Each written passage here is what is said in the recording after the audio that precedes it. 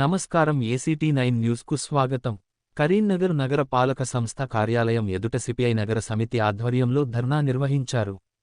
కాంగ్రెస్ ప్రభుత్వం ఏర్పడి 6 నెలలు గడుస్తున్నా నేటికీ గృహజ్యోతి, 500 రూపాయల గ్యాస్ పథకం అర్హులకు అందడం లేదని, అర్హులకు ఈ పథకాలు అందించాలని సిపిఐ నగర కార్యదర్శి కసిరెడ్డి సురేందర్ రెడ్డి, సహాయ కార్యదర్శి పైడిపల్లి రాజు డిమాండ్ చేశారు. ఈ కార్యక్రమంలో సిపిఐ జిల్లా కౌన్సిల్ సభ్యులు కిన్నెర మల్లమ్మ, కటికిరెడ్డి బుచ్చన్న యాదవ్, నగర కార్యవర్గ సభ్యులు చంచల మురళి, ఓరుసు కొమరయ్య, నాయకులు బొంతల ఎల్లయ్య, బలరాం, సురేందర్, బింగిరవి, గూటికార్ భాగ్య, అహంకార్ ఉమా బుజ్జి, గుగులోతు రాజమ్మ, శ్యామ్, గొర్రె వెంకటి, బల్ల వెంకటయ్య తదితరులు పాల్గొన్నారు. కమ్యూనిస్టు పార్టీ ఆధ్వర్యంలో మున్సిపల్ కార్యాలయం ముందు ధర్నా కార్యక్రమాన్ని చేపట్టడం జరిగింది. ఈ యొక్క ధర్నా ముఖ్య ఉద్దేశం ఏంటంటే, ఈరోజు కరీంనగర్ నగరంలో ఉన్నటువంటి 60 డివిజన్లలో ప్రజలకు గృహజ్యోతి పథకం, అదేవిధంగా ఈ యొక్క గ్యాస్ పథకం అనేది అందడం లేదు. వెంటనే వీటిని అందే విధంగా వాడన మళ్ళీ టెంట్లు వేసి ప్రజాపాలన కార్యక్రమాన్ని ప్రారంభించవలసిందిగా ప్రభుత్వాన్ని డిమాండ్ చేస్తా ఉన్నాం.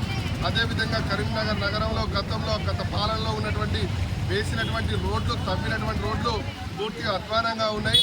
ఆ స్మార్ట్ సిటీ కాంట్రాక్టర్ ఇక్కడ నుంచి పారిపోవడం జరిగింది. వెంటనే ఈ యొక్క రోడ్లను నిర్మించి ఆ యొక్క వార్డులలో అభివృద్ధిని చేయాలని చెప్పి సిపిఐగా డిమాండ్ చేస్తూ ఉన్నాం. అదేవిధంగా ఇండ్లు గతంలో చింతకుంటలో కట్టారు, 700 ఇండ్ల రాక ఇప్పటి వరకు ఎక్కడ కూడా పంచలేదు. వెంటనే ఆ ఇండ్లను కూడా పంచాలని చెప్పి డిమాండ్ చేస్తూ ఉన్నాం. అదేవిధంగా పేదలకు ఇంటి స్థలం కోసం స్థలాలు ఇచ్చి ఇంటి నిర్మాణం కోసం 5 లక్షలు ఇవ్వాలని చెప్పి సిపిఐగా డిమాండ్ చేస్తున్నాం. ఈ సమస్యలతో పాటు ఇంకా అనేక సమస్యలపైన రానున్న కాలంలో పెద్ద ఎత్తున సిపిఐ ఆధ్వర్యంలో ఆందోళన చేపడతామని చెప్పి హెచ్చరిస్తా ఉన్నా. ఈ ప్రభుత్వంలో చలన రాకుంటే ప్రజా ఉద్యమాలు చేస్తామని తెలియజేస్తా ఉన్నాం. పైడిపల్లి రాజు. భారత కమ్యూనిస్ట్ పార్టీ నగర సమితి ఆధ్వర్యంలో ఈ రాష్ట్ర ప్రభుత్వం ఇచ్చినటువంటి ఎన్నికల హామీలలో 6 పథకాలు రాష్ట్ర ప్రజలకు సరైన రీతిలో అందడం లేదు.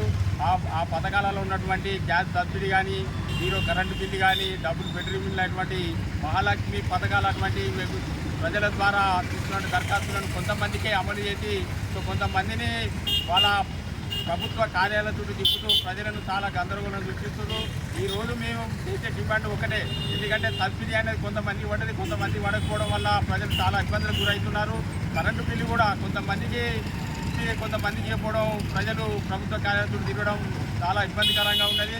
వెంటనే ఈ కరీంనగర్ నగరం ఉన్నటువంటి 50 డివిజన్లలో యథాప్రకారంగా మళ్ళీ ఆయా వార్డులలో ఏ రకంగానైతే మళ్ళీ దరఖాస్తులు తీసుకున్నారో ఆ రకంగానే ఆ వార్డులలో దరఖాస్తులు తీసుకోవాలని సందర్భంగా డిమాండ్ చేస్తున్నాం. అట్లాగే గత ప్రభుత్వం చుట్టుప్రక్కల డబుల్ బెడ్రూమ్లు కట్టి మధ్యలో ఇటుపెట్టారు, అవి చాలా అధ్వాన స్థితికి చేరుకున్నాయి. ఈ ప్రభుత్వం వచ్చిన తర్వాత డబుల్ బెడ్రూమ్లు వంచరని ప్రజలు ఎన్నో కలలు కన్నారు. కానీ వాళ్ళు ఇప్పుడు వచ్చినటువంటి ప్రజాప్రతినిధులు కానీ, ఇక్కడ ఉన్నటువంటి స్థానిక మంత్రి కానీ డబుల్ బెడ్రూమ్ ఇళ్ళ చుట్టూ ముఖాన చూసినటువంటి సందర్భం లేదు. వెంటనే ఈ కరీంనగర్లో ఉన్నటువంటి చుట్టుపక్కల నిర్మించినటువంటి డబుల్ బెడ్రూమ్ ఇళ్లను పేద ప్రజలకు వంచాలని ఈ సందర్భంగా డిమాండ్ చేస్తున్నాం. అట్లాగే రేషన్ కార్డుల విషయానికి వస్తే, రేషన్ కార్డులు అసలైనటువంటి పేదలకు చెందలే, కానీ చాలామంది పేద ప్రజలకు అందకుండా సంక్షేమ పథకాలు ఉన్న వారికే చేతులలో వెళ్ళిపోతున్నాయి. ఈ కరెంటు బిల్లు, గ్యాస్ సబ్సిడీ అది సందర్భంగా ఒకవేళ కనుక అవి పరిష్కారం చేయకపోతే ఇంకా భారీ ఎత్తున ఆందోళన చేస్తామని సందర్భంగా తెలియజేస్తున్నాం.